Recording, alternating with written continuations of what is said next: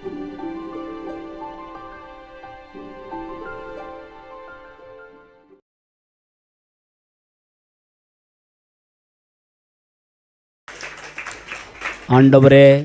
எங்கள் வாயின் வார்த்தைகளும் இருதயத்தின் தியானங்களும் உம்முடைய சமூகத்தில் பிரதியாயிருப்பதாக. உம்முடைய வார்த்தைகளை கொண்டு ஆண்டவர் எங்களோடு பேசுவீராக. இயேசுவின் நாமத்தில் வேண்டுகிறோம் நல்ல பிதாவே, ஆமென். ஆண்டுடைய வார்த்தை கேட்போம்.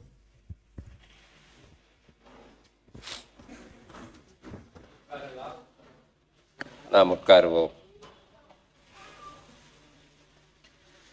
இந்த அருமையான காலை வேளையிலும் ஆண்டவராகிய இயேசு கிறிஸ்துவின் நாமத்தினாலே உங்களை வாழ்த்துகிறோம்.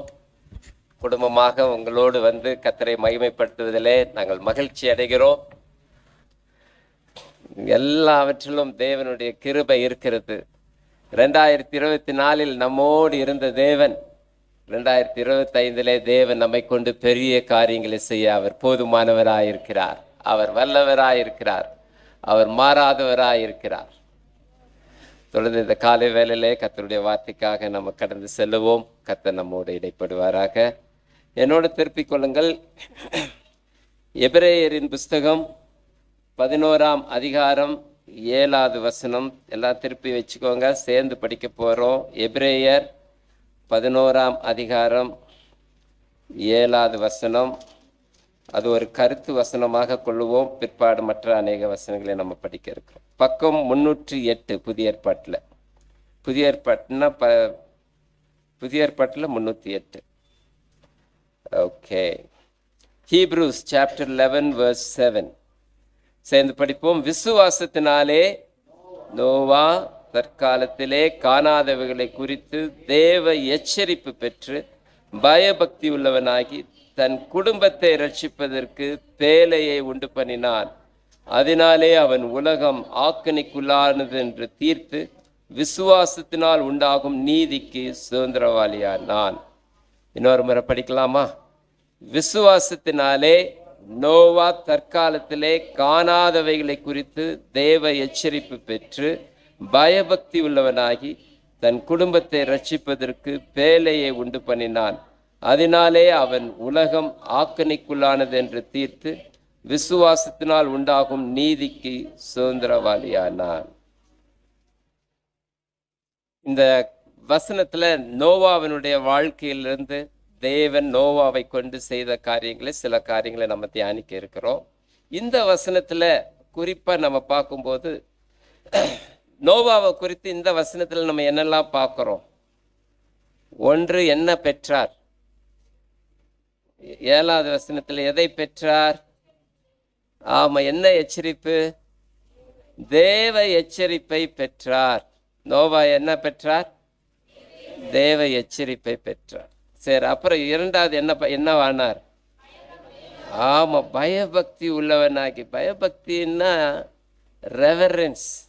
இன்னும் சொல்ல போனா அதுக்கு இன்னொரு வகை. பயபக்தி எப்படி நம்ம வெளிப்படுத்தலாம்னா கீழ்ப்படிதலின் மூலமாக வெளிப்படுத்தலாம். பயபக்திக்கு இன்னொரு வார்த்தையை சொன்னா கீழ்ப்படிந்தவனாகி.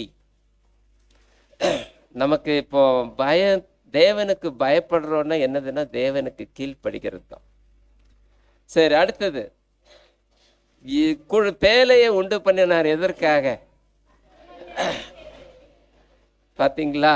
ஆண்டவர் ஒரு பெரிய ஆசீர்வாதத்தை முழு மக்களுக்கும் தான் உண்டு பண்ணது. ஆனால் அதில் விசேஷம் என்னன்னா, அது முதல் ஆசீர்வாதம் யாருக்கு தான்? தன் குடும்பத்துக்கு தான். ஒருவன் ஊழியம் செய்யும் போது, தேவனுக்கு கீழ்ப்படியும் போது முதலாவது யார் காப்பாற்றப்படுகிறார்கள்? குடும்பம் காப்பாற்றப்படுகிறார்கள். ஸோ நோவாவின் குடும்பம் தான். நோவாவை தனியாலாம் பேச முடியாது. ஆமாம், தனியாக பேசுகிறோம்.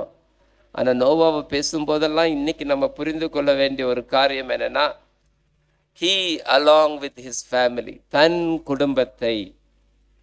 அப்போ இன்னைக்கு காலை வேளையில் ஆண்டவர் நமக்கு ஞாபகம் மூட்டுகிற செய்தி என்னன்னா, குடும்பத்தை ரட்சிப்பதற்கு நம்ம என்ன பண்ணணுமா? பிரயாசப்படணும்.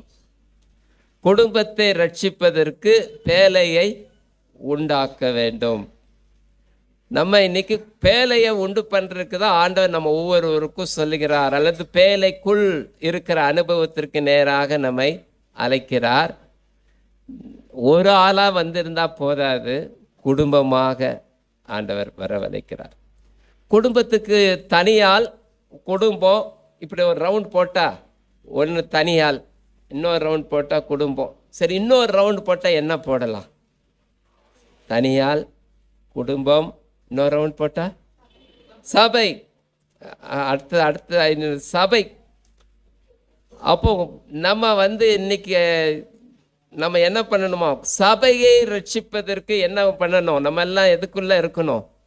பேழைக்குள் இருக்க வேண்டும். அடுத்தது யாரோ ஒருத்தர் சொன்னீங்க, சபைக்கு அப்புறம் ரவுண்ட் போட்டா சமூகம், சமுதாயம், சொசைட்டி, கம்யூனிட்டி. நாம் இருக்கிற மக்கள் கூட்டத்தை பேழைக்கு நேராக வழி நடத்தணும். இதுதான் தேவனுடைய திட்டம். நீ ரட்சிக்கப்படு, அப்பொழுது கர்த்தராகிய இயேசு கிறிஸ்துவை நீ விசுவாசி, அப்பொழுது நீயும் உன் வீட்டாரும் ரட்சிக்கப்படுவீர்கள். இது ஆண்டவர் கொடுக்கிற ஒரு பெரிய வாக்கு தத்துவம். இப்போ விசுவாசத்தினால் இப்போ இது என்ன ஆயிடுச்சு? இப்போ நோவாவுக்கு என்னன்னா, ஆண்டவர் சொல்லிட்டார், இதை நான் செய்வேன், கீழ்ப்படிது. நோவாவோடு ஆண்டவர் பேசுகிறார். சரி, ஏன் பேழையை ஆண்டவர் உண்டு பண்ண சொன்னார்? அங்கே இருக்கிற சூழ்நிலைகள்லாம் பார்த்தா தேவனுக்கு பிரியமில்லாத சூழ்நிலை. ஆதியாகமம் 6ஆம் அதிகாரத்துக்கு நம்ம இப்போ திருப்பிக்கலாம். அங்கே நம்ம பார்த்தோம்னா 6ஆம் அதிகாரத்தில் அங்கே இருக்கிற மக்கள் கூட்டம்லாம் ஆண்டவர் உண்டு பண்ண நோக்கத்தையே இழந்துட்டாங்க. அவங்க இப்போ அவங்களுடைய லெவலை பார்த்தா ரொம்ப மோசமாக இருக்குது. தேவனால் தாங்க முடியல.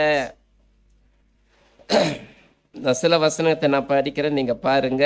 3வது வசனம் முதல் பாகம், கர்த்தர் என் ஆவி என்றென்றைக்கும் மனுஷனோட போராடுவதில்லை. அவன் இருக்கிறது 120 வருஷம்தான். பெரிய வருஷத்தை அப்படியே குறைச்சிட்டார். அதுக்கப்புறம் 5வது வசனத்தில் மனுஷனுடைய அக்கிரமம் பூமியிலே பெருகினது. 6வது வசனம், தாம் பூமியிலே மனுஷனை உண்டாக்கினதற்காக கர்த்தர் மனஸ்தாபம் பட்டார். இதுக்கு இன்னொரு வார்த்தை இங்கிலீஷில் போட்டிருக்கு, God changed his plan. ஆண்டவர் grieved, not only grieved, he changed his plan. ஒரு பெரிய கனவு கண்டார். ஆனால் மக்களுடைய அருவருப்பான பாவத்தின் நிமித்தமாக அவர் கண்ட கனவை நிறைவேற்ற முடியல. இப்போ கனவு என்ன ஆயிடுச்சு? அழிவுக்கு நேராக அவர் தீர்மானம் பண்ணிட்டார். பைபிளில் சொல்லுது, தேவன் மனம் மாறுவதற்கு அவர் மனுஷன் அல்ல. அப்போ எப்படி மாறிட்டாரு? ஆண்டவர் மாறினார்னா என்ன அர்த்தம்னா, சேஞ்ச் ஆஃப் ஆக்ஷன். அவருடைய நீதி மாறல, அவருடைய அன்பு மாறல, அவருடைய இரக்கம் மாறல. ஆனால் மனுஷனுடைய ஆட்டிடியூடை பார்க்கும்போது அவரால் தாங்க முடியல. இன்னைக்கு நம்ம கூட சொல்கிறோம், அம்மாமார்கள்லாம் வீட்டில் இருக்கிற பிள்ளைகளுடைய பிரச்சனையை பார்க்குற போது, சில டைம் புருஷனுடைய பிரச்சனையை பார்க்கும்போது என்ன சொல்கிறாங்க? என்னால் தாங்க முடியல, இன்னும் நான் எவ்வளோ காலம்தான் இப்படி இருப்பேனோ. இங்கே ஆண்டவரால் தாங்க முடியல. இப்போ ஆண்டவர் ஒரு பிளானை மாற்றிட்டார். அவருடைய இரக்கம் இருக்குது, ஆனால் அவருடைய திட்டம் மாறிடுச்சு. இதை புரிஞ்சு கொள்வதற்கு அழகாக என்னென்னா, எரேமியா 18ஆம் அதிகாரத்தில் திருப்ப வேண்டாம். அங்கே ஒரு குயவன் மட்பாண்டத்தை செய்து கொண்டே இருக்கிறான். ஆனால் அவன் செய்து கொண்டே இருக்கும்போது அந்த பாத்திரம் என்ன ஆயிடுச்சு? கோஆப்ரேட் பண்ணலை, அதனால் ஸ்பாயில் ஆயிடுச்சு. அதனால் அந்த குயவன் அந்த பாத்திரத்தை கண்டினியூ பண்ணி முடிக்க முடியல. அது ஸ்பாயில் ஆனதுனால மறுபடியும் அதை கலைச்சி மண்ணாக்கி மறுபடியும் ஃப்ரெஷ்ஷாக வேறொரு பாத்திரமாக வரைகிறார். இன்றைக்கு நமக்கு ஆண்டவர் செய்கிற காரியங்கள் அதுதான். நம்முடைய வாழ்க்கையிலே தேவன் கிரியை செய்து கொண்டே இருக்கிறார். அப்போ இங்கே ஆண்டவருடைய காரியங்கள் என்னன்னா, மனுஷனுடைய செயலுக்கு தக்கதாக அவர் இருக்கிறார். இன்னைக்கு காலையில் ஜபத்தில் கேட்டோம். எதை பற்றி இதை பார்க்குறப்ப நமக்கு என்ன ஞாபகம் வருது? லாஸ் ஏஞ்சல்ஸ், கலிஃபோர்னியா ஃபயர்லாம் வருது. ஒரு பக்கம் உண்மையாகவே இருக்குது, ஆனால் நமக்கு ஒரு சின்ன எண்ணம் வருது. அங்கே என்னது? ஹாலிவுட் எதுவே அங்கே தான் இருக்கு. உலகத்துக்கே சினிமா துறை முன்னோடி எங்கே தான் இருக்கிறாங்க? அங்கே தான் இருக்கிறாங்க. இன்னும் சொல்ல போனால் சினிமா இருக்கிற இடத்துல எல்லாமே இருக்கும். ஒரு பாவத்தின் உச்சக்கட்டம் கூட அங்கே இருக்கலாம். அப்போ சில காரியத்தை தேவனால் தாங்க முடியல. ஒருவேளை அதுதான் காரணம்னு நான் சொல்ல வரல, நம்ம ஒரு யூகிக்கிறதுக்காக ஒரு இதை சொல்ல வர. சில அழிவுகளை பார்க்கும்போது சில காரணம் தேவனால் தாங்க முடியாத காரியங்களை நம்ம வைத்து கொள்ள வேண்டும். தேவன் பொறுத்து கொண்டே இருக்கிறார். இதெல்லாம் எதை காட்டுதுன்னா, வரப்போகிற நியாய தீர்ப்புக்கு நம்மளை தயார்படுத்துகிறது. உண்மையாகவே ஒரு நியாய தீர்ப்பு பூமியில் இருக்குது, எனக்கு இருக்குது, நம்ம ஒவ்வொருவருக்கும் ஒரு நியாய தீர்ப்பு இருக்குது என்பதை ஆண்டவர் time and again he reminds as, நமக்கு ஞாபகப்படுத்துகிறார். நம்ம கொஞ்சம் வருஷத்துக்கு முன்னாடி என்ன பார்த்தோம்? சுனாமி. மிக கொடுமையான காரியம், யோசித்தே பார்க்க முடியல. ஒரு நியூஸ் சொல்லுது, காசாவில் ஏற்பட்ட அழிவு, வீடுகள் சேதத்தை விட அமெரிக்கா ஃபயரில் எரிஞ்ச நஷ்டம் அதை விட பெரிய நஷ்டமா. ஸோ பெரிய நஷ்டத்தை உலகம் சந்திக்கிறது. இதெல்லாம் என்னதுன்னா தேவனுடைய கோபாக்கினின்னு ஒரு காரியம். அப்போ நம்மெல்லாம் இன்னும் நல்லாவே இருப்போமா? இல்லை, வரப்போகிற நாட்களில் மனைவி சொன்னது போல் இன்னும் வரப்போகிற நாட்கள் அழிவுகள் அதிகமாக தான் போகிறது.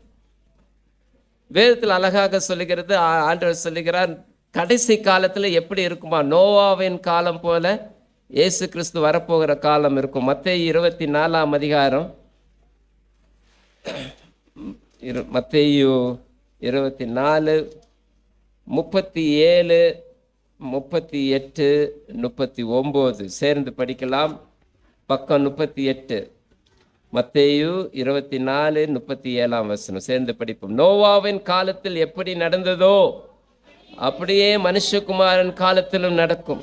எப்படி எனில், ஜலப்பிரளயத்துக்கு முன்னான காலத்திலே நோவா பேழைக்குள் பிரவேசிக்கும் நாள் வரைக்கும் ஜனங்கள் புசித்தும் குடித்தும் பெண் கொண்டும் பெண் கொடுத்தும் ஜலப்பிரளயம் வந்து அனைவரையும் வாரி கொண்டு போகும் மட்டும் உணராதிருந்தார்கள். அப்படியே மனுஷகுமாரன் வரும் காலத்திலும் நடக்கும். உணராமல் இருக்கும் ஒரு காலம், உணர்வற்ற ஒரு காலத்துல தான் நம்ம இன்னைக்கு இருக்கிறோம். அழகா ஒரு பாட்டு இருக்கு, திற உண்ட வாசல் அடைபடும் முன் நொறுங்குண்ட மனதாய் முன் செல்வோர் யார், நாட்கள் கொடிதாய் மாறிடுதே காலத்தை ஆதாயம் செய்திடுவோம். இன்னைக்கு தேவன் நம்மளை அழைக்கிறார். ஒரு பெரிய அழிவின் காலத்தை நோக்கி நம்ம போயிட்டு இருக்கிறோம். ஆனால் நோவா தேவ எச்சரிப்பை பெற்று பயபக்தி உள்ளவனாகி தன் குடும்பத்தை ரட்சிப்பதற்கு அவன் ஒரு பேழையை உண்டாக்கினார். அப்போ நோவா ஒரு விசேஷம் என்னன்னா, ஆண்டவர் சொல்றத அப்படியே செஞ்சார். ஒன்றும் இல்லை, ஒரு பேழையை கட்டுறதுக்கு எவ்வளோ செலவாகுங்கிறீங்க? நம்ம பேழையை கட்டுறதுக்கு எவ்வளோ செலவாச்சுன்னு எனக்கு தெரியாது. பாஸ்டருக்கே கேட்டால் 100% முழுசும் சொல்ல முடியாது. ஏன்னா நிறைய டீட்டெயில் இதில் இருக்குது. ஒரு குத்து மதிப்பாக இந்த கட்டடத்துக்கே சொல்ல முடியும். அப்போது பேழைங்கிறது எவ்வளோ பெருசுங்கிறது யோசித்து பாருங்க. அதோட இதை நான் கரெக்டாக மெஷர்மெண்ட்டு புரியுற மாதிரி கண்டுபிடிச்சிட்டு வரல. அப்போ நோவா ஒரு ஏழையா பணக்காரனா? நம்ம ஆபிரகாம தான் பணக்காரன் இவ்வளோ நாள் நினச்சிட்டு இருக்கிறோம். நோவாவும் பெரிய பணக்காரரா இருந்த நோவா போய் யாரையாட்டியா மணி கலெக்ட் பண்ணி ஆண்டவர் சொல்கிறார் மணி கொடுங்க அப்படின்லாம் பைபிளில் போடவே இல்லை. he immediately started to build an ark. அப்போ நோவா யாருன்னு நினைக்கிறீங்க? சொல்லுங்க. is a multi-billionaire. okay, very good. பெரிய பணக்காரன், ஆனால் தேவனுக்கு கீழ்ப்படிந்தார். அல்லேலூயா. இன்னைக்கு காசு நம்மகிட்ட கொஞ்சம் அதிகமாக வந்துட்டா நம்ம எப்படி இருக்கிறோம்? நம்ம யோசித்து பார்க்கணும். சில டைம் மாற்றங்கள் நமக்குள்ள நம்மளை அறியாமல் சில மாற்றங்கள் வந்துடுது. ஆனால் நோவாவுக்கு அவ்வளோ பெரிய காசு இருந்தாலும் அத்தனையும் ஆண்டவருக்கு கொடுக்கறதில்ல. அவர் தயங்கவே இல்லை. அல்லேலூயா. அதனால் இது பெரிய ஆசீர்வாதம். நோவா சும்மா கீழ்ப்படியில் ஒரு பெரிய விலைக்கிரயத்தோடு கீழ்ப்படிந்திருக்கிறார். நம்மளுடைய கீழ்ப்படிதல்லாம் நோவாவினுடைய கீழ்ப்படிதலுக்கு வச்சு கம்பேர் பண்ணால் ஒன்றுமே இல்லை. நம்மளாம் யோசித்து பார்க்கணும் நம்ம எவ்வளோ கீழ்ப்படுகிறோன்னு. ஆனால் நோவா என்ன சொல்லி ஆண்டவர் சொல்லிட்டாருன்னு கட்டடம் அந்த இந்த பேழையை கட்டுறதுக்கு மாத்திரம் எத்தனை வருஷம் ஆச்சு? 120 வருஷம். இந்த ஆலயத்தை கட்டுறதுக்கு எத்தனை வருஷம்? பாஸ்டர் குத்து மதிப்பா கொஞ்சம் கொஞ்சமாக கட்டணும். 3 years. 3 வருஷத்தில் கட்டினது இவ்வளோ அழகாக இருக்குது. 120 வருஷத்தில் கட்டினது எப்படி இருந்திருக்கும்? ஒருவேளை நம்ம கம்பேர் பண்ணால் தாஜ்மஹாலை தான் பக்கத்தில் வைக்கணும் போல இருக்கு. தெரியல, அதுவே எத்தனை வருஷம் தெரியல. யாருக்கா ஹிஸ்ட்ரி தெரியுமா? அப்போ அவ்வளோ இயர்ஸ் பொறுமையோடு நோவா ஆர்க்க கட்டியிருக்கிறாருன்னா அதில் எத்தனை பொறுமை இருக்கும் பாருங்க. இதில் வேற கேலி பரியாசங்கிறது நம்ம இமேஜினேஷன் பண்ண வேற இருக்கும். ஏன்னா நோவா காலம் வரைக்கும் பூமியில் மழை பெய்யல. ஆதியாகமம் 2ஆம் அதிகாரம் 5ஆம் வசனம் நினைக்கிறேன். அந்த காலத்துல எல்லாம் மழையே வரல.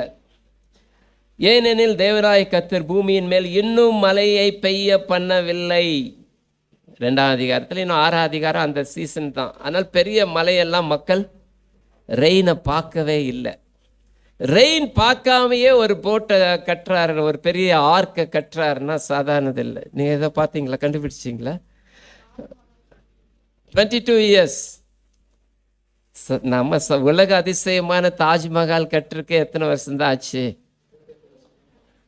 அப்போ நோவா பேலை அப்போ நீங்கள் தாஜ்மஹாலை விட கிராண்டாக இருந்திருக்குமா இல்லாட்டி அதை விட சாதாரணமாக இருந்திருக்குமா? அதை போய் பார்த்தா அது இன்னைக்கு வேர்ல்டு அதிசயத்தில் சூப்பர் அதிசயமாக இருக்கும். அந்த காலத்தில் அதுவும் கற்காலம் மாதிரி எழுத்தில்லை, படிப்பில்லை, ஒன்றுமே இல்லை. அந்த காலத்தில் அவ்வளோ அழகாக கட்டியிருக்காருன்னா சச் எ கிரேட் திங்.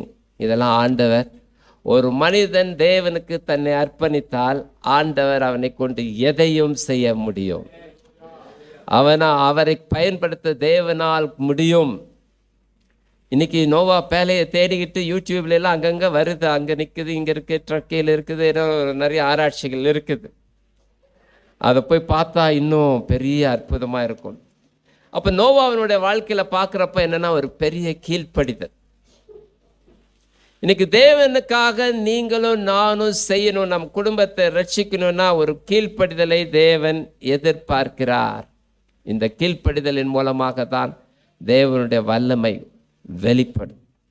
அது மாத்திரமல்ல, அவங்க அத்தனை பேரும் கீழ்ப்படிஞ்சது மாத்திரம் இல்லை, பேலையை கட்டினோன்னு அவங்க ஐஸ்வர்யம் தான். இப்போமே பார்த்தோம், பேலையை கட்டினோன்னு அவங்க எம்டியாக இருப்பாங்களா? இன்னும் மீதி நிறையா இருந்திருக்குமா?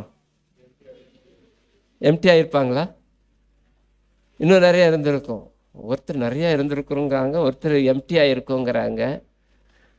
பேலையை கட்டினோன்னு பேலையை கட்டும்போது சில இதெல்லாம் எக்ஸ்ட்ரா நிறையா இருந்திருக்கும். எல்லா நிலத்தையும் விற்க முடியாது, எல்லா மரத்தையும் பிடுங்கவும் முடியாது. ஏகப்பட்ட இயற்கையின் ஆசீர்வாதம் அவர்கிட்ட தான் இருக்கும். சரி, லோத்தின் மனைவி மாத்திரம் அந்த இடத்துல இருந்து பேலைக்குள்ளே போங்கன்னா அந்த அம்மா என்ன பண்ணியிருப்பாங்க? லோத்தின் மனைவியும் அந்த நோவா குடும்பத்தில் இருக்கிறாங்கன்னு வச்சுக்குவோமே, ஒரு கற்பனைக்கு. எல்லாரும் பேலைக்குள்ளே போங்கன்னா அவங்கெல்லாம் போயிருப்பாங்களா? போயிருக்க மாட்டாங்களா? லோத்தின் மனைவி அவையோ இத்தனையும் விட்டுட்டு போகுது. சும்மாவே இவர் எல்லாத்தையும் போட்டு ஊழியன்னு ஆண்டவர் சொல்லிட்டேன்னு எல்லாத்தையும் முடிச்சிட்டாரு. நீங்கள் வேணா போங்க, நான் இருக்கிறத பார்த்துட்டு இருக்கிறேன்னு சொல்லிட்டு இருந்திருக்கலாம். இங்கே நோவா குடும்பத்தினோட விசேஷம் பாருங்க, மனைவியை ஆதாயப்படுத்தி இருக்கிறார். ஹல்லேலூயா. பிள்ளைகளை அதுவும் வெறும் கேர்ள்ஸாக இருந்தாலும் கூட பரவாயில்ல, வந்துடுவாங்கன்னு எல்லாம் தலைக்கு மேலே வளர்ந்த பையங்களை அவர் ஆதாயப்படுத்தியிருக்கிறார். இது ரொம்ப முக்கியம் இன்னைக்கு குடும்பத்தை ரட்சிப்பதற்கு. அப்போ அந்த பையங்களை ஆதாயப்படுத்தியிருக்கிறதுக்கு அவர் பையங்ககிட்ட எத்தனை திட்டு வாங்கியிருப்பாங்கன்னு நினைக்கிறீங்க? நிறைய திட்டு. இதில் புரிஞ்சது பாஸ்டர் ஒருத்தர் தான் நல்லா புரிஞ்சிருக்கிறாரு. அப்போ இதுலேருந்து என்ன தெரியுது, ஹேலல்ட்டிருந்து ரேபாட்டிருந்து பாஸ்டர் எவ்வளோ திட்டு வாங்கியிருப்பாரு. நான் கூட அதுதான் எம்பாடு அப்படி தான் இருக்குது. ஃபேனிட்டு இருந்தோம், சாங்கிட்டு இருந்தோம். ஊழியத்துக்கு போயிட்டு இருக்கிறப்பமே திட்டு கிடைக்கும். திட்டோடு தான் ஊழியத்தில் புல்பீட்டில் ஏறுவோம். இதெல்லாம் ஊழியத்தில் நடக்கிற இல்லை, ஊழியத்தில் நடக்கிற part and parcel of life. ஆனால் என்னன்னா, இதுக்கெல்லாம் திட்டு வாங்கறதுக்கு ஒரு கிருபை வேணும், ஒரு பொறுமை வேணும். நோவாட்ட என்ன இருந்தது? குடும்பத்தை சும்மா ஆதாயப்படுத்த முடியாது. பிள்ளைங்க திட்டு வாங்கினாலும் வாங்கி, சில டைம் நம்மளும் சேர்ந்து பிள்ளைகளை திட்டுவோம். அப்போ என்ன ஆகும், அங்கே ஒரு எரிமலையே வெடிக்கும். அது எங்கே போய் முடியும்னு தெரியல. நம்மெல்லாம் ஊழியக்காரரான்னு சொல்கிற மாதிரி இருக்கும். அப்படி நிலைமையெல்லாம் நாங்கள் நிறையா கிராஸ் பண்ணிட்டு வரோம். நீங்கள் கேட்டுங்க, உன்னதமான சாட்சிகளாக கேட்குறீங்க. ஆனால் உன்னதமான சாட்சிக்குள்ளே இவைகள்லாம் அஸ்திபாரங்களாக, காணப்படாத அஸ்திபாரங்களாக இருக்கிறது. அப்போ எங்கள் குடும்பத்திலையும் நடக்கும்போது, தேவ பிள்ளைகளுடைய குடும்பத்திலாம் இப்படி சில காரியங்கள், இது மேன்மையான அனுபவம் அல்ல, ஆனால் நம்ம எல்லாருமே பாடுள்ள மனிதர்கள். அப்போ நோவாவும் ஒரு பாடுள்ள மனிதன்தான். ஆனால் 120 வருஷம் குடும்பத்திலையும் திட்டு, மனைவியிட்டையும் திட்டு, சொசைட்டிகிட்டையும் திட்டு. அவரை நீங்கள் எப்படி அப்ரிஷியேட் பண்ணலான்னு நினைக்கிறீங்க? அல்லேலூயா. நோவாவின் வாழ்க்கைக்காக கர்த்தரை மகிமைப்படுத்துவோம். ஹல்லேலூயா. சும்மா ஆண்டவர் ஒரு ராஜ்யத்தை, ஒரு பெரிய காரியத்தை செய்ய முடியாது. நோவா, நம்ம ஆபிரகாம் ரொம்ப நமக்கு ஆபிரகாம் தான் ரொம்ப கேள்விப்பட்டிருக்கிறோம். ஆனால் நோவாவை பற்றிலாம் ரொம்ப படிக்கல. சொல்லப்போனால் ஹீ இஸ் த கிரேட்டஸ்ட். அவருக்கு இருக்கிற விசுவாசம் பார்த்தா ஆபிரகாம் விசுவாசத்தையே தாண்டி இருக்கும், ஆபிரகாமின் கீழ்ப்படுதலையே தாண்டும். இன்னைக்கு ஒரு சொத்தை விட்டு கொடுக்கறதுக்கு, நமக்கு ஒரு 4 அடி பூமியில் ஒரு இடத்த இன்னொருத்தருக்கு விட்டு கொடுக்கறதுக்கு நம்மளால முடியாத ஒரு காலகட்டத்தில் இருக்கிறோம். அது ரைட்டு தப்பெல்லாம் அடுத்தது. பொதுவாக நம்மளுடைய இயற்கை சுவாபத்தை நான் சொல்கிறேன். அப்போ இந்த நோவா ஆண்டவருக்காக ஒரு காரியத்தை செய்ய தன்னை விட்டு கொடுத்தான், தன் குடும்பத்தை ஆயத்தப்படுத்தினான். இன்னைக்கு தேவன் உங்களுக்கு ஞாபகப்படுத்துகிற ஒரு காரியம், நீங்கள் உங்கள் குடும்பத்தை எப்படி ஆயத்தப்படுத்துறீங்க, உங்கள் பிள்ளைகளை எப்படி ஆயத்தப்படுத்துறீங்க.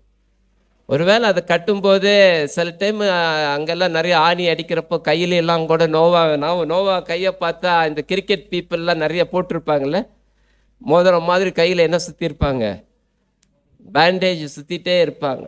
நோவா கையோ அவங்க பசங்க கைகள்லாம் பார்த்தா நிறையா, மம்மி பாருங்க மம்மி, ஓகேடா, இதெல்லாம் ஆண்டவருக்காக கீழ்ப்படின்னா இதுதான்.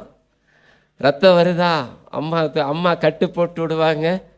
அடுத்த எடு சுத்தியலைங்கிறப்போ okay let us do it. எத்தனை பேர் செஞ்சாங்கன்னு தெரியல, ஆனால் நோவாவின் குடும்பம் அதில் இணைந்திருந்தாங்க. தேவனுடைய ஆர்க்கு, தேவனுடைய ராஜ்யத்தை கட்டுவதற்கு நம்ம குடும்பமாக என்ன செய்கிறோம், சபையாக என்ன செய்கிறோம். நம்ம ஆர்க்கை கட்டினாதான் வருங்கால கோபத்துக்கு தப்ப முடியும். இப்போ கட்ட வேண்டிய நேரத்தில் அதெல்லாம் சும்மா கதை, அதுக்கெல்லாம் எனக்கு காசு இல்லை, அதெல்லாம் முடியாது, நீங்கள் சும்மா காசுன்னு ஊழியத்துக்கு கேட்பீங்க, நான் கொடுத்தா நான் போண்டியாக வேண்டியதுதான் அப்படின்னு ஒரு வார்த்தையும் கூட நமக்கு வரும். இல்லை, தேவனுக்காக கட்டுவோம், தேவனுக்காக கரங்களை நீட்டுவோம். வருங்காலத்து கோபத்தை இன்னைக்கு பேங்க்ல எல்லாம் காசு போட்டு வைக்கிற எதுக்காக, வருங்காலத்துக்கு. இன்னைக்கு ஒரு பாட்டு பண்ணும், வரும் காலம் முழுவதும் கிருபை வரங்கள் போலிந்திடுமே. வருங்காலத்தை குறித்து ஆண்டவர் கேட்க சொல்கிறார், நான் பார்த்து கொள்ளுவேன், உன் பிள்ளைகளை குறித்து நான் பார்த்துக்கிறேன் அப்படின்னு ஆண்டவர் சொல்கிறார். சரி, அதுக்கு அடுத்ததாக இப்போ இந்த பேலையை கட்டும்போது நம்ம பைபிளில் பார்க்கும்போது அவர் கீழ் பூசினார்னு ஒரு வார்த்தை இருக்குது. யார் கண்டுபிடிப்பீங்கன்னு பார்க்கலாம். என்ன அதிகாரம்? ஓகே, பிச், that's right, 14th verse, right. Okay, 14வது வசனத்தை படிப்போம். நீ கொப்பேர் மரத்தால் உனக்கு ஒரு பேழையை உண்டாக்கு. 6ஆம் அதிகாரம் 14ஆம் வசனம். அந்த பேழையிலே அறைகளை உண்டு பண்ணி அதை கீழும் புறவுமாக கீழ்பூசு. ஆங்கிலத்தில் பிச். இந்த கீழ்பூசுகிற காரியம் எதற்கு எபிரேய வார்த்தை. இந்த வார்த்தை பைபிளில் வேற எங்கேயும் நிறைய இடத்துல வரல. இன்னொரு இடத்துல வருது. அது எங்கே வருதுன்னா, ஆசரிப்பு கூடாரத்தில் உள்ள ஒரு வார்த்தை. அதுக்கு பேர் என்னென்னா, பிச்சுக்கு பேர் இன்னொரு அர்த்தம் என்னென்னா, அது காப்பர், டு கவர் அப்படின்னு ஒரு அர்த்தம். ஒரு காரியத்தை மூடுவதற்காக அடிக்கப்பட வேண்டிய ஒரு காரியம். நம்ம பாஷையில் ஒரு தாறு மாதிரி இல்லாட்டி திக்கா பிசுன் மாதிரி இருக்குதுன்னு. பைபிளில் இந்த வார்த்தை இன்னும் ஒரே ஒரு இடத்துல தான் இதே வார்த்தை யூஸ் பண்ணியிருக்கு, எபிரேய மொழியில். அது எங்கே யூஸ் பண்ணியிருக்கிறாங்க? உடன்படிக்கை பெட்டி இருக்கிற இடத்துல அட்டோன்மெண்ட், பாவ நிவர்த்தி நாளுன்னு ஒரு நாள் இருக்குது. அந்த லேவியராகமம் 17ஆம் அதிகாரத்தில் அந்த ஆராதனை ஒரு நாள் முழுசும் பாவ நிவாரண நாள். அதுக்கு இங்கிலீஷில் அட்டோன்மெண்ட் டே. அப்படின்னா என்ன அர்த்தம்? டு கவர், நம்முடைய பாவத்தை மூடுகிற ஒரு நாள். அதை கவர் பண்ணுற வார்த்தைக்கு பேர் தான் என்னது? பிச். இந்த வார்த்தை இதே கீழ்ங்கிறது யூஸ் பண்ணப்பட்டிருக்குது. இப்போ ஆண்டவர் நோவாவுக்கு என்ன பண்ணுறாரு? உன்னோட ஆர்க்கை எதை வச்சு கவர் பண்ணு? ஒரு கீழ் வயசு மூடு, உள்ளேயே அடி வெளியும் அடி. இதை இப்போ பாவ நிவாரண நாளோடு அந்த வார்த்தையோடு கம்பேர் பண்ணால் நமக்கு ஒரு அர்த்தம் கிடைக்குது. நமக்கு என்ன அர்த்தம் கிடைக்குது? அந்த பாவ நிவாரண நாள் லேவியராகமம் 17ஆம் அதிகாரத்தை திருப்பிக் கொள்வோம். அந்த 17ஆம் அதிகாரத்தில் 11ஆவது வசனத்தில் ஆண்டவர் சொல்கிற வார்த்தை, பக்கம் 149, லேவியராகமம் 17:11. மாம்சத்தின் உயிர் இரத்தத்தில் இருக்கிறது, அதை நான் உங்களுக்கு பலிபீடத்தின் மேல் உங்கள் ஆத்துமாக்களுக்காக பாவ நிவர்த்தி செய்யும்படிக்கு கட்டளையிட்டேன். ஆத்துமாவிற்காக பாவ நிவர்த்தி செய்கிறது இரத்தமே. இந்த பாவ நிவர்த்திக்கு பேர் தான் என்னது? கீழ் பூசி. நோவா என்ன பேசினார்? அந்த பேழையை கட்டுவதற்கு முன்னும் பின்னுமாக அதை எதை வச்சு கவர் பண்ணாரு? இந்த கீழ் பூசினார். நம்முடைய வாழ்க்கை, நம்முடைய ஆர்க், நம்முடைய ஆவிக்குரிய பேழை எதனால் கட்டப்பட வேண்டும்? நம்முடைய குடும்பம் எதற்குள் பாதுகாப்பாக இருக்க வேண்டும்? பேழையை கட்டினா நிறைய ஓட்டை இருக்கும். அதெல்லாம் அடைக்கிறது எது? இயேசுவின் ரத்தம். நம்ம இப்போ ஓட்டைக்கு பேர் என்னது? நிறைய பாவங்கள். நம்ம வாழ்க்கையில் நிறைய என்ன இருக்குது? ஓட்டை. அப்பப்போ ஓட்டை விழுகுது. ஜார்ஜ் வேறு ஒரு ஓஎம் ஃபவுண்டர் ஒரு முறை அவரோட புக்கில் ஒரு இடத்துல சொல்கிறார். அது அவரோட புஸ்தகத்துக்கு பேர் என்னென்னா, ஒரு குழாயிலிருந்து வடிகிற நீர் அப்படின்னு ஒரு இன்ட்ரெஸ்டிங் பேர் வச்சிருக்கிறார். இன்னொருத்தர் விதமாக சொல்கிறார், I am need to be filled with the anointing of the Holy Spirit because I am leaking. நான் அப்பப்போ ஒழுகிட்டே இருக்கிறபடினால ஆவியானவருடைய அபிஷேகம் அல்லது வல்லமை எனக்கு திரும்ப திரும்ப ஊற்றப்பட்டு கொண்டே இருக்கணும். ஏன்னா என் வாழ்க்கை, தாவீது என்ன சொல்கிறார்? என் தாய் என்னை பாவத்தில், நான் ஓட்டையோடு தான் என் லைஃப் இருக்குது. I am a ஓட்டை. நம்மெல்லாம் யார்? ஓட்டையாண்டி. நம்ம கிறிஸ்தவங்க தான், ரட்சிக்கப்பட்ட விசுவாசிகள். இன்னொரு வகையில் சொல்லணும்னா ரட்சிக்கப்பட்ட பாவிகள். நமக்கு திரும்ப திரும்ப நம்முடைய வாழ்க்கையின் ஓட்டையை அடைக்கிறதுக்கு என்ன தேவை? இந்த கீழ் பூசுதல் தேவை. அல்லது பாவ நிவாரணம், நிவர்த்தி, atonement, to cover our sins that we need. தேவன் நம்மை இப்படிப்பட்ட ஒரு காரியத்திற்காக அழைக்கிறார். தேவ சமூகத்தில் வரும்போது நம்முடைய ஓட்டைகள்லாம் அடைக்கப்படும். இன்னொன்று, ஓட்டையும் தெரியும். அந்த தெரிகிற ஓட்டையை என்ன பண்ணணும்? அடைக்க வேண்டும். இந்த காலை வேளையில் நம்முடைய வாழ்க்கையில் உள்ள ஓட்டைகள், குடும்பத்தில் உள்ள ஓட்டைகள், நம்முடைய சபையில் உள்ள ஓட்டைகளை அடைக்க ஆண்டவர் நம்மை அழைக்கிறார். சபையில் உள்ள ஓட்டையை அடைக்கிறது யார் அடைக்கணும்? என்ன பதில் சொல்வீங்க? சொல்லுங்க, நீங்க தைரியமா சொல்லுங்க. பாஸ்டரை பற்றி பயப்படாது. அவர் தான் அடைக்கணும்.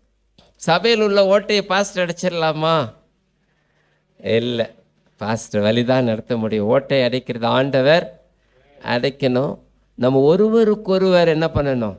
சேர்ந்து உதவி செய்யணும். அதை தான் சேர்ந்து. சபை என்று சொல்லும்போது it's not one family or one person, it is a collective body. நம்ம எல்லாரும் சேர்ந்து ஒருவருடைய ஓட்டையை ஒருவர் அடைக்க வேண்டும். ஒருவருடைய பாவங்களை ஒருவர் மன்னியுங்கள். அன்பு திரளான பாவங்களை மூடும், அடைக்கும். அப்போ நமக்கு சபையில் இன்னொரு மெத்தட் என்னது? அன்பு. தேவனுடைய கிருபை நமக்கு தேவைப்படுகிறது. ஆகவே இந்த காரியத்தை நம்ம மனசில் வச்சுக்குவோம். ஆர்க்குக்கு ஒரு பேர் இருக்கு. ஆர்க்குன்னு இந்த நம்ம பார்க்குற பேலை, இதுக்கு பேர் எபிரேய மொழியில் டபா. ஓகே, நான் இன்னைக்கு அதை டைப் பண்ணி படிச்சுட்டு நோட்ஸ் எடுக்கும்போது அடேங்கப்பா தமிழும் பக்கத்தில் வருதே. இங்கே எபிரேய மொழி TABHAH. என்ன சொல்ல? யார் நல்லா ப்ரொனவுன்ஸ் பண்ணீங்க? TABHAH, டபா. தமிழில் கொஞ்சம் சொல்லி பாருங்க. டப்பா. தமிழ் டப்பாவோ எபிரேய டபாவோ கிட்டத்தட்ட பக்கத்தில் தான் இருக்குது. நம்ம நோவா பில்ட் பண்ண ஆர்க் வந்து படகு ஷிப்பு சைஸில் இல்லை, அது ஒரு ஸ்கொயர் சைஸில் தான் இருந்தது. அது ஒரு மிதக்கக்கூடியது தானே தவிர பயணம் போகக்கூடிய ஒரு கப்பல் வடிவம் அல்ல. நம்ம பேலையே நினச்சோன்னா அடிக்கடி இப்போ கப்பல் படகுலாம் நினச்சிடுறோம். அது கப்பல் வடிவில் இல்லை. இன்னும் சொல்லப்போனால் ஒரு காஃபின் பாக்ஸ் மாதிரி, என்ன சாவு பெட்டி மாதிரி, அந்த மாதிரி ஒரு ஸ்கொயரான ஒரு பெட்டி. தண்ணி வந்தால் மிதக்கும். ஆண்டவர் அதற்குள்ளாக நம்மளை வைத்திருக்கிறார். இதே போல் இந்த வார்த்தை பைபிளில் வேற இப்போ உதாரணமாக ஆர்க் ஆஃப் த கவனன்ட், உடன்படிக்கையின் பெட்டி, அந்த இடத்துல இந்த வார்த்தை போடலை. அந்த பெட்டிக்கு இந்த வார்த்தை போடலை. இந்த வார்த்தை பைபிளில் இன்னொரு இடத்துல இருக்குது. அது எங்கே இருக்குதுன்னா, மோசே சின்ன குழந்தையாக இருக்கிறப்போ நைல் நதியில் ஒரு சின்ன என்ன பண்ணாங்க, தொட்டில், என்ன அதுக்கு பேர் என்ன? பேலையா? ஆனால் அதுக்கு பேர் பேலை தான். நாணல் பெட்டி. அந்த நாணல் பெட்டிக்கு பேர் என்னன்னா டபா. அப்போ மோசே அந்த பெட்டி என்ன ஆச்சு? என்ன பண்ணிச்சு? பெரிய அழிவிலிருந்து, அந்த வாட்டர்லேருந்து, அழிவிலிருந்து, தண்ணிக்குள்ளே போகிறதுலேருந்து அந்த நாணல் பெட்டி காப்பாற்றுச்சு. அதுலேயும் அவங்க அம்மா என்னெல்லாம் பண்ணியிருப்பாங்க, நிறையா இந்த மாதிரிலாம் கீழ் பூசியிருப்பாங்க இருக்கலாம். அப்போ தேவனால் பாதுகாப்பு படப்படுவதற்கு நமக்கு என்ன தேவைன்னா ஆர்க் தேவை, டபா தேவை. அதனால் நம்ம ஒரு கர்த்தருடைய பேழைக்குள் இருந்தால் பத்திரமாயிருப்போம். கர்த்தருடைய பேழைக்குள் இருக்கும்போது நமக்கு ஒரு நிச்சயமான எதிர்காலம் உண்டு. அது நம்பிக்கையின் எதிர்காலம், அது ஆசீர்வாதத்தின் எதிர்காலம். அந்த கர்த்தருடைய நாமம் பலத்த துருகம், நீதிமான் அதற்குள் ஓடி சுகமாயிருப்பான். மோசேனுடைய அந்த நாணல் பெட்டியிலும் என்ன பூசினாங்க? கீழும் பிசுனும் பூசி. இன்னைக்கு நமக்கு நாம் அழிவிலிருந்து, பிசாசின் அழிவுகளிலிருந்து, இயற்கையின் அழிவுகளிலிருந்து, எல்லாவற்றுக்கும் மேலாக வரப்போகிற நியாய தீர்ப்பிலிருந்து நாம் தப்புவிக்கப்பட நமக்கு என்ன தேவை? ஒரு டபா தேவை. அந்த டபாக்குள்ள என்ன தேவை? கீழ் பூசப்பட வேண்டும். ஆண்டவர்கிட்ட ஜெபம் பண்ண, ஆண்டவரே, நானும் என் குடும்பமும் என் சபையும் என் மக்களும் உம்மால் உருவாக்கப்பட்ட பேழைக்குள்ளே இருக்கணும். நாங்கள் பத்திரமாக காக்கப்பட வேண்டும். உத்தமமாய் நடக்கிறவன் பத்திரமாய் நடக்கிறான். இந்த குவாலிட்டிஸு தேவன் உங்களுக்கு இன்னைக்கு ஞாபகப்படுத்துகிறார். தேவன் அவருக்கு கொடுத்த ஒரு பெரிய பொறுப்பு. பேழையை கட்டுங்கிறது ஒரு மகா பெரிய கடினமான வேலை. அதுவும் ஒரு நாள் இல்லை, 100 வருஷம் கடினமான வேலை. நமக்கும் கூட 60 வயசில் ரிட்டையர்மெண்ட். நோவாவுக்கு எத்தனை வயசில் தான் ரிட்டையர்மெண்ட்டு இல்லை, தெரியல. He was kept on. தேவ பிள்ளைகளுக்கு தேவனுடைய ராஜ்யத்தில் ஆத்தும ஆதாயத்திற்கு ரிட்டையர்மெண்ட்டே இன்னைக்கு மிஷன் சண்டே. ஊழிய இது அநேகரை பேழைக்குள் வழி நடத்த நீங்கள் நான் ரிட்டையர்ட் ஆகிட்டேன்னு சொன்னால் அது உங்கள் மேல் சுவிசேஷத்தை அறிவிப்பது என் மேல் விழுந்த கடமை. சுவிசேஷத்தை அறிவிக்காவிட்டால் எனக்கு ஐயோ என்று கூப்பிடுகிறார். இப்போ பொறுமையும் தேவை. நீதிமானாக இருந்து தன்னை ஆயத்தப்படுத்தினான், தன் குடும்பத்தை ஆயத்தப்படுத்தினான், மக்களை ஆயத்தப்படுத்தினான். சரி, இப்போ பேலையெல்லாம் கட்டியாச்சு. இப்போ 1 வருஷம் ஆயிடுச்சு. இப்போ தண்ணியில் அழகாக மிதந்து போயிட்டு இருக்குது. எல்லாரும் அழிந்து போயிட்டாங்க. உணர்வற்ற மக்கள். இன்னைக்கு சில பேர் உணர்வற்று அவங்க சாகிறதே அவங்களுக்கு தெரியாது. அந்த மக்கள் கூட்டம் எப்படி தான் இருந்தாங்க? உணர்வற்றவர்களாக இருந்தாங்க. பைபிள்லையும் கூட பெரிய ரெக்கார்ட்லாம் இல்லை. நம்ம தான் இமேஜினேஷன் கதையில் இருக்கிறோம். நோவா நோவா நோவா கதவை தரேன்னு ஒன்றும் பைபிளில் ரெக்கார்டு ஒன்றும் இல்லை. ஒருத்தருக்கும் ஐயோ அவன் போகட்டும்ப்பா, எப்படியோ கட்டினா போனால் என்னமோ நடக்குதுன்னு. ஆனால் அவங்க அழிந்து போகும் வரைக்கும் அவங்களுக்கு உணர்வு இல்லை. இன்னைக்கு உலகம் அப்படிப்பட்ட ஒரு உலகத்தில் இருக்குது. நம்மளோ நம்ம பிள்ளைகளோ அப்படிப்பட்ட ஒரு சூழ்நிலையில் இருக்கக்கூடாது. அப்போ இந்த ஆயத்தத்தை யார் தான் பண்ணணும்? நம்ம தான் பண்ணணும். பெற்றோர்கள், பிள்ளைகள், ரட்சிக்கப்படாதவர்களுக்கு ரட்சிக்கப்பட்டவர்கள் பொறுப்பாளியாக மாற வேண்டும். நோவா வேலை இப்போ 1 வருஷம் ஆனேன்னா 2 பறவையை விட்டார். ஒன்று விட்ட முதல் பறவை என்னது? காகம். 2வது பறவை புறா. முதல் முறை விட்டார். புறா கால் வைக்க இடமில்லை என்று திரும்பி வந்துருச்சு. 2வது முறை விட்டார், புறாவை விட்டார். அது ஒரு ஒலிவ இலையை கொண்டு வந்தது. 3வது முறை விட்டார், அது திரும்பி வரவே இல்லை. ஒரு வேதாகம வல்லுனர் இந்த சம்பவத்தை எதற்கு ஒப்பிடுகிறார்? இந்த புறா பரிசுத்த ஆவியானவருக்கு பொதுவாகவே நம்ம சொல்லுவோம். அப்போ பழைய ஏற்பாட்டின் காலத்தில் பரிசுத்த ஆவியானவர் ஒரு இடத்தில் தங்கி இருக்கவில்லை. நமக்கு இருக்கிற மாதிரி ஆசீர்வாதம் பழைய ஏற்பாட்டில் இல்லை. அங்கங்கே இருக்கிற ஒரு காரியம்தான் இருக்குது. He did not find the resting place. பரிசுத்த ஆவியானவர் தங்குவதற்காக. இப்போ நியாயாதிபதிகள் மேல் கர்த்தருடைய ஆவியானவர் வந்தார். திடீர்னு சிம்சோன் மேல ஆவியானவர் என்ன, அவனுடைய பாவத்தின் நிமித்தமா ஆவியானவர் எடுத்துக்கொள்ளப்பட்டார். அது உணர்வே இல்லை. சிம்சோனுக்கு எடுத்துக்கொள்ளப்பட்டதே தெரியல. வழக்கம் போல எழுந்திருச்சான். ஆனால் அவன் பலனற்றவனாக விழுந்து போனான். ஆனால் புதிய ஏற்பாட்டின் அனுபவத்துக்குள்ள வரும்போது இயேசு கிறிஸ்து ஜலத்திலிருந்து கரையேறின உடனே என்ன ஆச்சு? பரிசுத்த ஆவியானவர் ரூபம் கொண்டு புறாவை போல இயேசுவின் மேலே இறங்கினார். அது ஒரு சம்பவம். ஆனால் புதிய அப்போஸ்தலரில் பார்க்கும்போது என்ன பண்ணுறாரு? மாம்சமான யாவர் மேலும் என் ஆவியை ஊற்றுவேன். பழைய ஏற்பாட்டில் இந்த காலத்தில் என்ன ஆயிடுச்சு? மாம்சமான யாவரையும் நான் அழிப்பேன்னு சொன்னார் நோவாவினுடைய காலத்தில். ஆனால் புதிய ஏற்பாட்டின் காலத்தில் தேவன் நமக்கு கொடுத்த பெரிய ஆசீர்வாதம் என்ன? யாவர் மேலே என் ஆவியை ஊற்றுவேன். நீங்கள் ரெடினா நான் ரெடி அப்படின்னு ஆண்டவர் சொல்கிறார். நம்ம இன்னைக்கு ஒரு பரிசுத்த ஆவியானவரின் காலத்தில் வாழ்கிறோம். அது எவ்வளோ பெரிய ஆசீர்வாதம். ஆண்டவர் நமக்குள்ளாக இருக்கிறார். வைராக்கிய வாஞ்சியாக நமக்குள் செயல்படுகிறார். அவர் தம்முடைய வார்த்தையை நமக்கு வெளிப்படுத்தி கொடுக்கிறார். அவருடைய வசனத்தினாலே நம்மை நிரப்புகிறார். நம்மை கொண்டு அடையாளங்களையும் அற்புதங்களையும் செய்கிறார். ஜெபிக்கும் போது உங்களால் அற்புதம் நடக்குது. பரிசுத்த ஆவியானவர் உங்கள் வாழ்க்கையில் செயல்படுகிறார், உங்களை மாற்றுகிறார், உருவாக்குகிறார். அப்போ நம்ம தேவனுடைய ஆவியினால நிரப்பப்படணும். இந்த காக்கா என்ன சாப்பிட்டுட்டு வந்தது? மாம்சம் நல்ல தண்ணியில் வேகப்பட்டது மிதக்குது. ஒரு நாளைக்கு எலிஃபென்ட் பிரியாணி, ஒரு நாளைக்கு க்ராக்கடைல் பிரியாணி, எல்லாத்தையும் சாப்பிட்டுட்டு வருது. வேதம் என்ன சொல்லுது? நீங்கள் மாம்சத்தினால பிழைக்காதிருப்பீர்களாக, மாம்சத்தின் கிரியைகளை அழிப்பீர்களாக.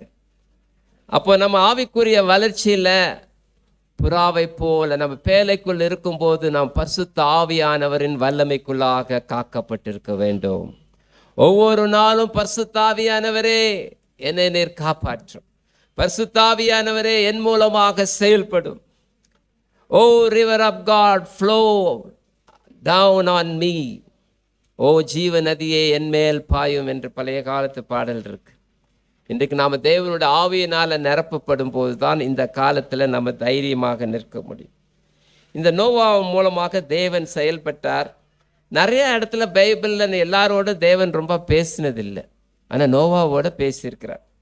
நான் அந்த வசனத்தை நம்ம பார்ப்போம். இதெல்லாம் நமக்கு என்கரேஜ்மெண்ட். தேவன் நோவாவோடு பேசுகிறார். ஒன்றும் இல்லை, நமக்கு வெள்ளூர் கலெக்டர் பாஸ்டர் ஆண்ட்ரூ அல்லது பிரதர் ஜோசப் துரைராஜ், நான் வெள்ளூர் கலெக்டர் பேசுகிறேன், வாங்க நம்ம டீ குடிப்போம், இன்றைக்கி எங்கள் வீட்டில் ஒரு ஃபெல்லோஷிப்னு எனக்கு எப்படி இருக்கும்? அடேங்கப்பா, வெள்ளூரில் இருக்கிற பாஸ்டர்ஸுக்கே இனி யாருன்னு தெரியாது, ஆனால் கலெக்டருக்கு இனி யாருன்னு தெரியுதே அப்படின்னு ஒரு சந்தோஷம் வரும். இப்போ ஆனால் நோவாகிட்ட யார் பேசுகிறா? வானத்தையும் பூமியும் படைத்த சர்வ வல்லமையுள்ள கர்த்தர் நோவாகிட்ட சாதாரணமாக பேசுகிறாரு. அதை கொஞ்சம் பார்ப்போம். 6ஆம் அதிகாரம் 13.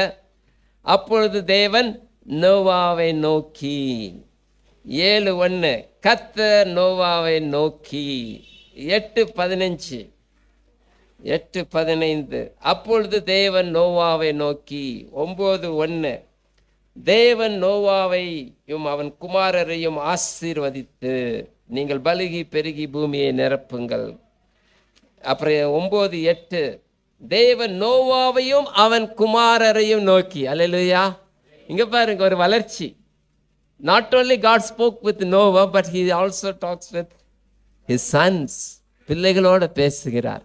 இன்னைக்கு நம்ம இதை வாஞ்சிப்போம். ஆண்டவரே, நீர் என்னோடு பேசினா போதாது, என் பிள்ளைகளோடு பேசுங்க. 12வது வசனம் தேவன், அதுக்கு தமிழ் இங்கிலீஷில் பார்த்தேன், சிலது மாதிரி இருக்கும், விட்டுடலாம். 17வது வசனம், இது நான் ஏற்படுத்தும் உடன்படிக்கையின் அடையாளம் என்று நோவாவோடே சொன்னார். அப்போ இதுலேருந்து என்ன பார்க்குறோம்? God talks, God communions, God expresses. ஆண்டவர் உங்களோடு பேசுகிறாரா? நீங்கள் ஒரு நோவாவாக இருந்தால் நம்ம எப்படி நான் ஒரு நோவாங்கிறத கண்டுபிடிக்கலாம்? ஆண்டவர் என்னோட பேசணும். ஆண்டவர் எப்படி பேசுவார்? நிறைய சூழ்நிலைகளில் பேசுவார். ஆனால் சாதாரணமாக எதில் பேசுவார்? வசனத்தின் மூலமாக பேசுவார். இப்போ ஆண்டவருடைய சத்தத்தை கேட்கணுன்னா நோவா வேலைக்கு ஆணி அடிக்கிறதுக்கு முன்னாடி என்ன பண்ணியிருப்பார்? ஆண்டவரோடு இருந்திருப்பார். அப்புறம் ஆணி அடிக்கிறப்பவும் ஆண்டவரோடு இருந்திருப்பார். சில டைம் எந்த இடத்துல ஆணி அடிக்கணும்னு தெரியாது, இந்த இடத்துல அடின்னு ஆண்டவரே என்ன பண்ணியிருக்கலாம்? சொல்லியிருக்கலாம். சில டைம் நம்ம வாழ்க்கையில் அப்படி தான், எந்த இடத்துல ஆணி அடிக்கணும்னு தெரியாது. நம்ம வேலையில், பிள்ளைங்க படிப்பில், பிள்ளைங்க காரியத்தில், எங்கே சம்வேர் வி நீட் ஆணி அடிக்கிறதுங்கிறது மேக்கிங் அ டிசிஷன். அந்த ஒரு டிசிஷன் ஒரு தீர்மானம் காரியத்தை தலைகீழாக மாற்றும். Ask the Lord, ask the Holy Spirit. பரிசுத்தாவியானவரே, ஐ நீட் யுவர் ஹெல்ப்.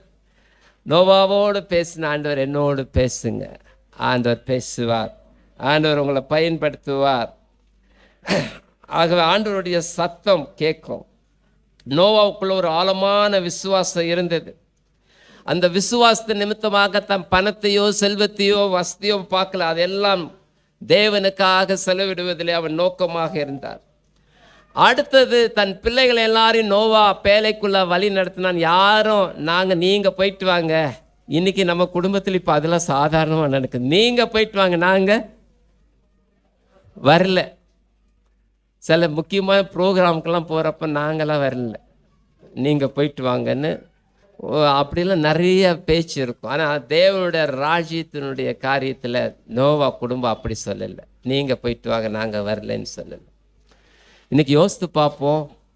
இன்றைக்கி ஒன்றும் இல்லை, சபைக்கே சில டைம் நீங்கள் வேணா போங்க, நாங்கள் வரல.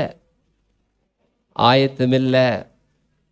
நோவா 120 வருஷம் ஆயத்தம் பண்ணினான், சோர்ந்து போகலை. 120 வருஷம் பிரசங்கம் பண்ணினான், சோர்ந்து போகலை. நமக்கா இருந்தால் 3 வருஷம் பண்ணிட்டு இதெல்லாம் வேஸ்ட்டு, காரியத்துக்கு நடக்காது, இதெல்லாம் வேற பேட்டர்னை மாற்றணும். தேவன் சொன்ன காரியத்தை விடாப்பிடியாக எல்லா மக்களும் கேட்டாலும் கேட்காட்டாலும் அவன் நீதி உள்ள பிரசங்கியாக காணப்பட்டான். நோவா அழகா பிரசங்கம் பண்ணுற. நோவாவை குறித்து சில வசனம் இங்கே பேதுருவில் இருக்குது. 1 பேதுருல இருக்குது, 2 பேதுருல இருக்குது. அதை நம்ம படித்து நம்ம முடிப்போம்.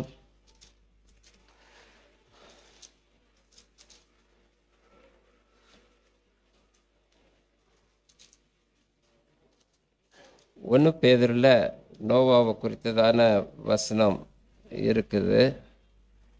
அதில் கண்டுபிடிக்க முடியல.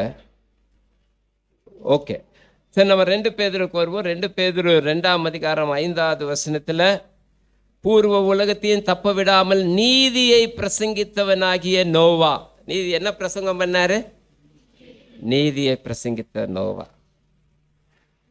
பிரசங்கத்தை கேட்டவங்க மனம் மாறல, பிரசங்கித்தவங்க உள்ள போயிட்டாங்க. நம்ம பிரசங்கத்தில் மனம் மாறுறதை குறித்து கவலையே பட வேண்டாம். நம்ம சொல்லி 4 பேர் கேட்குறாங்களா? 2 Peter chapter 2 verse 5. 4 பேர் என்ன நினைக்கிறாங்கன்னு பார்க்க வேண்டாம். நம்ம வேலை ஸ்தலத்தில் திடீர்னு சாட்சியாக இருக்கணும்.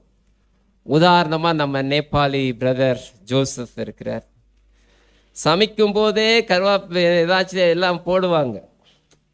அப்போ ஆண்டவரே, இன்னைக்கு நான் யாருக்காவது சுவிசேஷத்தை அறிவிக்கணும். அப்போ என்ன பண்ணணும்? என்ன ஜோசப் சார், நீங்கள் பார்த்து சிரிப்பாகவே இருக்கிறீங்க அப்படின்னா, ஆமாம், அதுக்கு ஒரு ரீசன் இருக்குது. நான் காலையிலேயே ஜெபம் பண்ணிட்டு வருவேன்.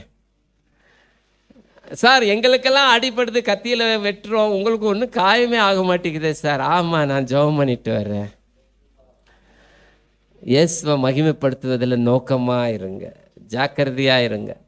நீதியை பிரசங்கிக்கிறது எப்படி பண்ணலாம்? நம்ம நீதியாக வாழ்கிறதே நீதியை பிரசங்கிக்கிறது தான். பிரதரா சிஸ்டரா அவங்க நீதியாக இருப்பாங்க. இன்னைக்கு நீதியை நீங்கள் நம்ம பிரசங்கிக்க ஆண்டவர் அழைக்கிறார். நோவாவுக்கு கொடுத்த கிருபைகளை தேவன் நமக்கு தருவார். இன்றைக்கு ஆண்டவர் சில காரியங்களை கொண்டு நம்மோடு பேசியிருக்கிறார். பேலை என்பது தேவனுடைய பாதுகாப்பு, தேவ பிரசன்னம், தேவனுடைய ராஜ்யம். இந்த பேலைக்குள்ளே எல்லாரும் போக முடியாது. வரப்போகிற அழிவு சீக்கிரத்தில் இருக்குது. ஒவ்வொரு நாளுக்குள்ள அழிவின் காரியத்துக்குள்ளே போயிட்டே இருக்கிறோம். ஆண்டவரை நோக்கி பார்ப்போம். ஆண்டவரே, எங்களை தப்புவியும். நம்ம எல்லாரும் கண்களை மூடி தேவனை நோக்கி பார்ப்போம். இது நீங்களும் ஆண்டவரும் பேசுகிற நேரம். ஒரு சில காரியங்கள் எல்லாம் உங்களுக்கு பிரயோஜனமாக இருந்திருக்காது. ஆனால் ஒரு சில காரியங்களின் மூலமாக ஆண்டவர் உங்களுக்கு இடைப்பட்டிருப்பார். உங்கள் வாழ்க்கையை நினைங்க, உங்கள் குடும்பத்தை நினைங்க, பிள்ளைகளை நினைங்க, ஒப்பு கொடுங்க. ஆண்டவருடைய சமூகத்தில் அமைதியாக தேவனோடு பேசுங்க.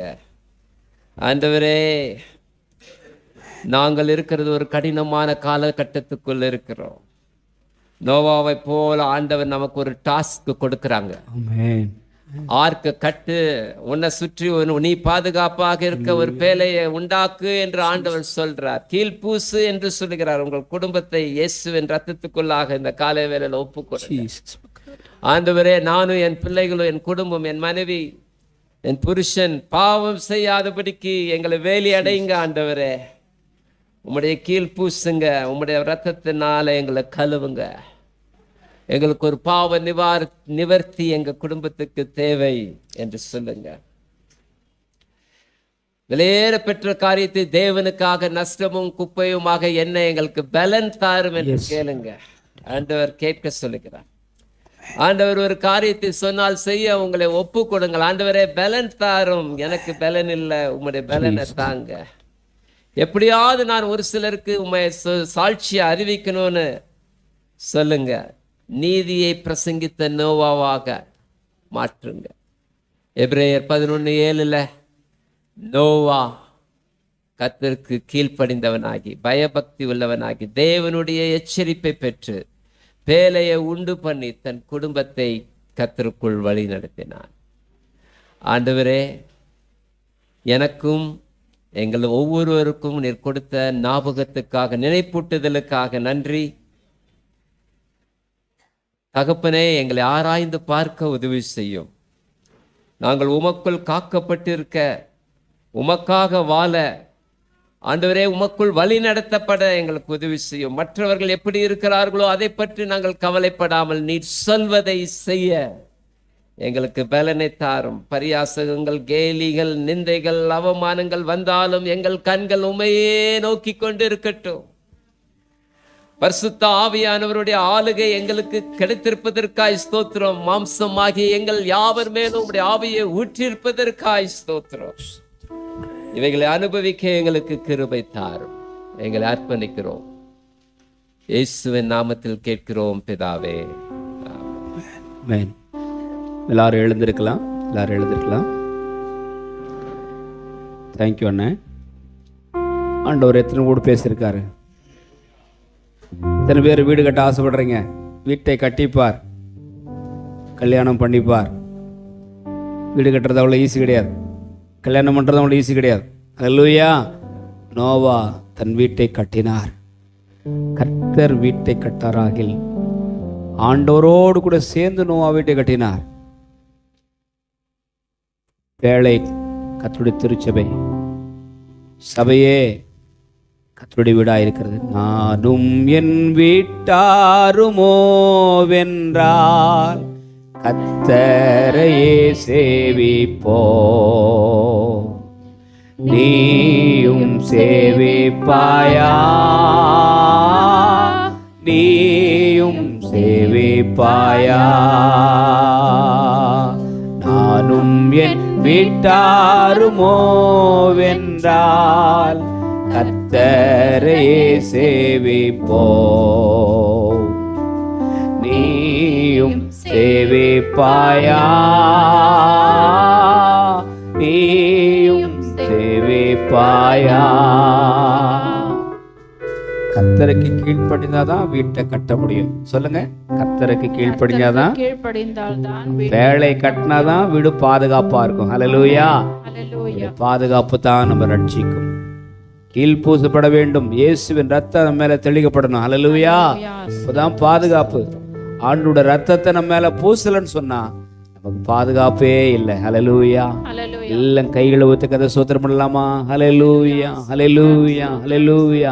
எல்லாம் வயலத்தை சோத்திரம் பண்ணுங்க. ஹல்லேலூயா. நமக்கு ஸ்தோத்திரம், ஸ்தோத்திரம். கர்த்தாவே, நாங்கள் நன்றியோடு போய் துதிக்கிறோம். ஆண்டவரே, ஆண்டவரே, ஒரு தேவ எச்சரிப்பை ஆண்டவரே இன்றைக்கு நாங்கள் கேட்டிருக்கோம். ஆண்டவரே, ஆண்டவரே, இன்றைக்கு தேவ எச்சரிப்பை பெற்றுக்கொண்ட நாங்க ஆண்டவரே எச்சரிக்கையோடு கூட வாழ ஆண்டவரே ஒப்பு கொடுக்கிறோம். ஆண்டவரே, வார்த்தைகளை பகிர்ந்து கொண்ட அன்பு தாசருக்காய் நன்றி சாமி. தொடர்ந்து ஆண்டவரே அநேக ஆயிரங்களுக்கு மக்கள் எடுத்து பயன்படுத்துங்க. கேட்ட நல்ல சாட்சிகளுக்காக நன்றி சாமி. கர்த்தர் எத்தனை நல்லவர் ஆண்டவரே. எங்கள் வாழ்க்கையில் ஆண்டவரே நீ செய்த உபகாரங்களுக்காக, நன்மைகளுக்காக நாங்கள் நன்றியோடு துதிக்கிறோம் ஐயா. ஆண்டவரே, நோவாவை குறித்து நாங்கள் அதிகமாக பேசப்படாவிட்டாலும் ஆண்டவரே அவர் வாழ்ந்த நாட்டில் பெரிய செல்வந்தராய் இருந்திருக்கிறார். ஆண்டவரே, அவர் உமக்காய் தன் வாழ்க்கையை அர்ப்பணித்தது மாத்திரமல்ல, நிந்தை அனுபவித்தார். ஆனால் ஆண்டவரே நீதிமானாய் கர்த்தருடைய வார்த்தையை பிரசங்கம் பண்ணார் சுவாமி. ஒவ்வொரு விசுவாசியும் உம்மை அநேகருக்கு அறிவிக்கிற மக்களாய் மாறுவார்களாக. இதுவே எங்கள் ஜெபமாக மாறட்டும் ஆண்டவரே. எங்கள் வாயினாலும் எங்கள் வாழ்க்கையினாலும் அறிவிக்கிற மக்களாக மாற கர்த்தர் எங்களுக்கு உதவி செய்வீராக. இயேசு கிறிஸ்துவின் நாமத்தில் வேண்டுகிறோம் நல்ல பிதாவே, ஆமென். என் ஆத்துமாவே கர்த்தரை ஸ்தோத்திரி, முழு உள்ளமே பரிசுத்த நாமத்தை ஸ்தோத்திரி. என் ஆத்துமாவே கர்த்தரை ஸ்தோத்திரி, கர்த்தர் செய்த சகல உபகாரங்களையும் மறவாதே. ஆமென். நம்முடைய ஆண்டவராகிய இயேசு கிறிஸ்துவின் கிருபையும் பிதாவாகிய அன்பும் தூய ஆவியருடைய அருளும் ஆசீர்வாதம் நம் அனைவரோடும் கர்த்தருடைய வார்த்தை பகிர்ந்து கொண்ட அன்பு தாசரோடும் குடும்பத்தோடும் ஊழியங்களோடும் இன்றும் என்றும் சதா காலத்தில் நிலைத்திருப்பதாக. ஆமென்.